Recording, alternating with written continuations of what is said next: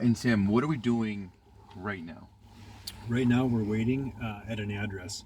It's a criminal illegal alien, somebody who's been deported before. He's came back to the U.S., so essentially he's committed a federal felony.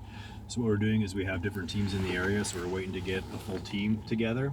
It sounds like the vehicle registered to the target is at the address, and so once we get a team here, we're just going to knock on the door and see if he's in there, try to get some information.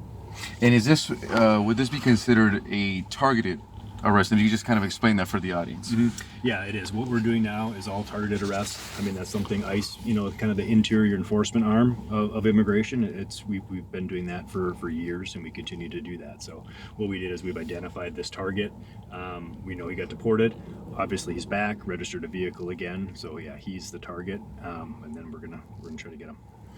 And Sam, talk to me. I've been here for a little bit over 2 weeks on the ground in Minneapolis, and just from the reporter perspective, I've been taken aback by the organization of a lot of the protesters and agitators, activists who are impeding on your operations. Talk to me about some of the challenges of what you and your agents are seeing when it comes to dealing with activists while also trying to make these targeted arrests.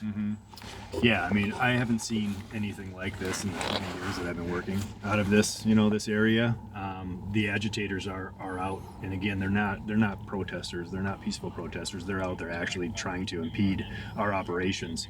It's not going to stop us from doing it. What it does, it just makes us kind of change our tactics a little bit. So what we're doing is, we're creating teams that are a little bit bigger, so we can deal with some of the agitators that come. But I mean, we're still going to continue to focus on enforcing the immigration law. But what it does do, it just makes our officers have to kind of move their focus solely away from the target we're looking for, which most of these targets we're looking for have significant criminal histories. And so now it adds another layer of, complexity on it, because now our officers not only have to worry about, maybe the target we're going after assaulting or fighting us, but now the public is coming out to do it. And we're not just seeing the public standing around watching what we're doing. We welcome that. I'll always welcome that. We've had people filming us for years now, as long as they do it and let us do our job, right? I think that if people have an issue with what we're doing, trying to solve that in the field is not the spot to do it. We need to be out here and, let us do our job to do it. And then if there's issues, again, I think that focus needs to be brought elsewhere, not on the officers sworn to enforce the law. Sam, talk to me a bit about the security risk, because we are seeing doxing. We are seeing some of these activists follow the agents' vehicles, track down license plates. Even ourselves as reporters, we had an altercation where they were tracking the license plates of our Uber driver and assaulting us just for documenting what they were doing. But talk to me just about the security risks of dealing with having all this information potentially leaked to the internet, like a license plate, where agents are staying and things like that. No, that's a definite concern. I think that's why we see a lot of our officers now having to wear masks. None of the officers really want to wear a mask. They're not very comfortable to wear. But they have to now, just because of the amount of doxing and threats. I think like the last number that we put out is about an 8,000% increase in threats to our officers. And while the officers realize that, when signing up for law enforcement, that there are going to be people that don't like what they do, like some of these threats are like going past the officers into the officers' families. And I think that's the main reason why these officers are doing that, to try to protect their identities.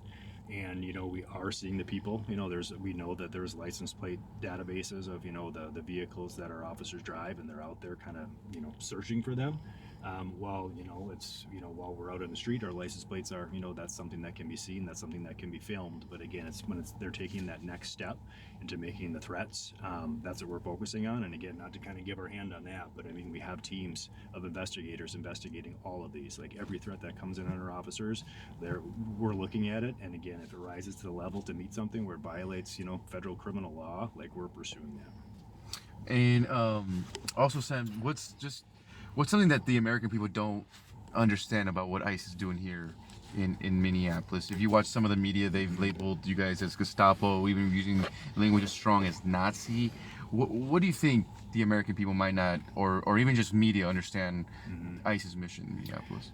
I think that the mission is it's not new, right? I've been here for 20 years, and we've been doing the same mission. Like I started in 2006 working in the field, conducting targeted operations, looking for people that are here illegally.